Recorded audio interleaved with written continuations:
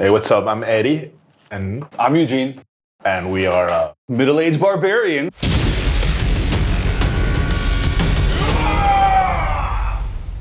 that's who we are. Yes, I won't do anything funny. That's you. All right, we're a new channel. We're going to start a new series of videos trying to get you started on how to play role-playing games. Yes, and all you need about it, not just the basic mechanics, the rules, but all the context around it. So we are trying to make you have the best experience you can while beginning this wonderful adventure. Yeah, because it can seem scary at times. It's a big world. Yes, but thankfully, well, there's a lot of guidance, there's a lot of stuff, which is also the other problem. So we're going to try to cut the fluff and show you a very direct, very nice path for your enjoyment. So I think we'll start with exactly what is a role-playing game. Yeah, that's a good question. So how would you define it, Gene? I'd actually start by defining the different types of role-playing games. Okay. I mean, basically there's three types of role-playing games. You have video games like JRPGs, video game role-playing games and stuff like Final Fantasy, Baldur's Gate. What else have you played? Role-playing games as in video games? Well, there's a Super Mario RPG, but that shows our age. I mean, we're middle-aged, so... So that's like one type of role-playing games. There's another type of role-playing games called LARPing or live-action role-playing games, which it's a little more convoluted. You have to go out in the open field with a bunch of people, use costumes, go out and everybody plays a role. And the type of role-playing game that we're going to be based on, that's a tabletop role-playing game. Yeah. And another thing that I would like to add about LARPing is that it's more related to theater. I mean, and in a way, the whole hobby is related to theater. It's you become a character and you use this becoming as part of your experience. But we'll talk a little bit more about it soon. Yeah. So what do you need basically? That's the first thing you need to know when you're trying to play this, because you've seen probably through some sort of pop culture references like on Stranger Things or the new Big Bang Theory, Stranger Things, Dungeons and Dragons, Adventure Time. No, Gravity Falls as well has Trolls has an episode on role-playing games. Yeah, what's the name of this British TV series? The IT Crowd. IT Crowd. Yeah, that episode is one of the best. And even the movies. We got a brand new movie about Dungeons and Dragons, which we could probably talk about later. Yeah, but most likely the algorithm sent you here because of this. So, well, welcome. So for a tabletop RPG, you have player characters, you have NPCs, you have settings, backgrounds. The environment in general, like descriptions are used and you have them, and you place your characters there, your own characters. And you usually need very, very little to start. The role-playing game experience is like it's basically mostly placed in your imagination. There's a lot of friends who, by the way, tend to not dislike them because of that. I think that's the most valuable part of the experience, the fact that it's all in your head. I mean, you can... Yeah, imagination is a great part, but there's also a part that I like, which is the strategic, the combat, the math, the dice, all that kind of gets your juices, well, gets my juices flowing at least. Yeah, I guess. You can see who studied literature as a hobby of the two of us. So yeah, well, basically what you actually need, what are the material components, so to speak? That's a slight gag for that, but what are the actual material components you need for starting playing? Oh, you need books. You need to decide which game you're going to be playing, because there's a whole lot of tabletop RPGs out there. Here, we like Dungeons and Dragons, but we're no strangers to Call of Cthulhu. There's Pathfinder. We have... GURPS.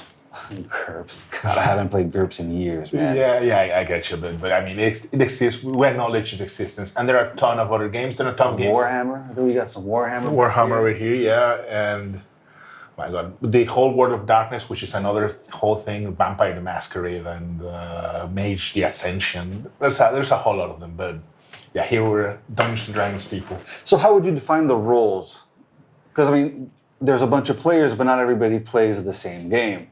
That is correct. That is very important. There are actually, in general, in role-playing games, there are two dividers.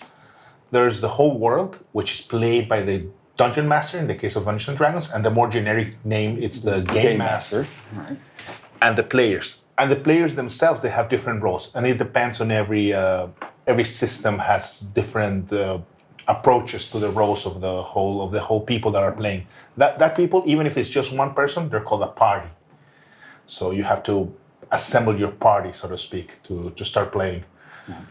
And well, yeah, you have the rules, and basically, besides the rules, you can improvise a lot of stuff. I mean, you can basically do it with pen, a sheet of paper, and a whole lot of imagination, or some way to make random numbers. Usually, it's dice, but I mean, I've played with coins, with your cell phone, just abacus. Yeah, sure. I mean, there's this very well. I mean, I've done it with. It's just another system, but I'm sure we could do this for a role playing game. There's a different board game I've played that you actually toss runes.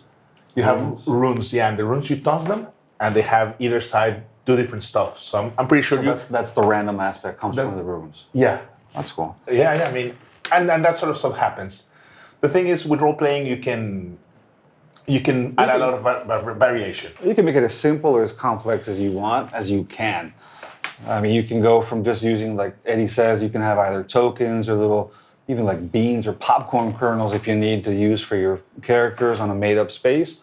Or you can go all out and get a 3D printer. You can get your little miniatures online.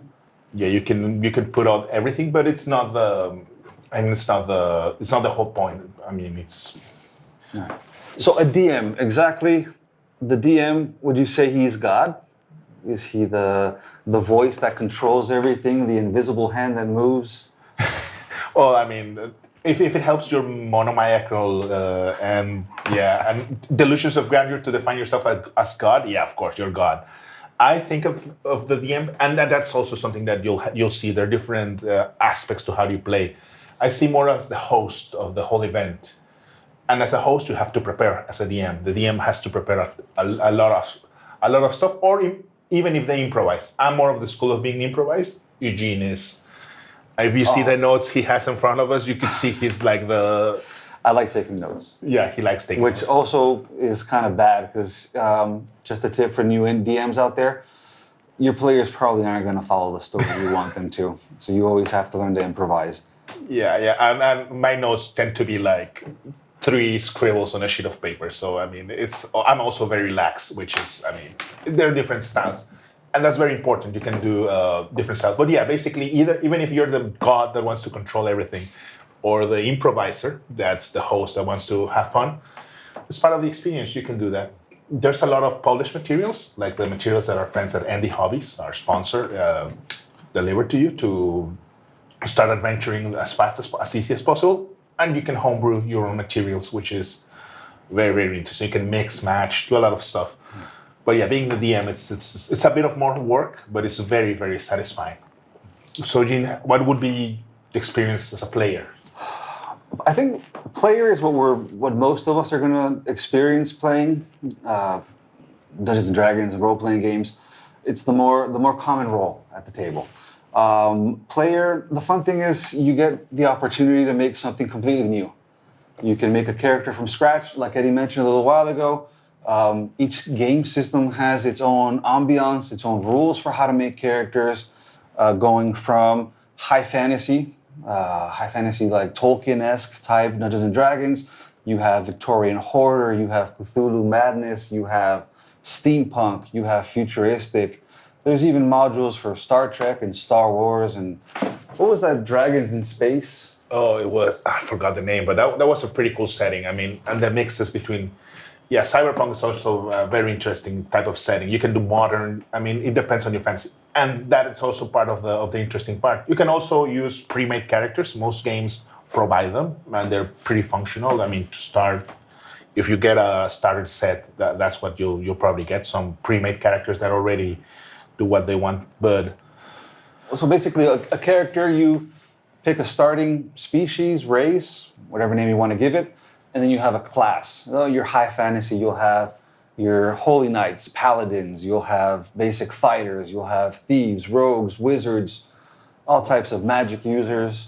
Yeah, and you will see the clear inspiration on different fantasy original fantasy literature or other sort of works. For instance, there's the class called Ranger, which is basically Aragorn from Lord of the Rings, but in your own twist. And what's interesting is that you can either project, and Eugene is a psychologist, so he will talk a little bit more about this, I'm sure. But you can either project who you are or fulfill a fantasy of who you would like to be. I would like to believe that I'm the smartest guy in the room, so I usually play something like a wizard or something that's very clever. I usually sublime all my frustrations out in the game, which is why I like the combat aspect. Yes. So yeah, you see that's very rich and very interesting of this this hobby that joins us all. So to sum up, role playing games, what would you say are in general? Well, it's taking on this persona that has its own background. It has his or her own motivations. That's immersed in a created world that's run by another player, which would be the game master or dungeon master, and just get together, have a good time with your friends, and enjoy. Take the whole adventure, yeah, and that's very important because it has a very important social aspect, which is what we will talk in our next episode. All right, so that's today's episode. We were the Middle-aged Barbarians, and it was great having you here with us. We hope to see you in the next episode. A next adventure, I guess, would be a better term. Next adventure. I like it. Write that down. That's good. Yeah, I'll set up a note in my invisible notepad. All right. Well, take care, everyone. See you next time. Roll the dice! Bring it!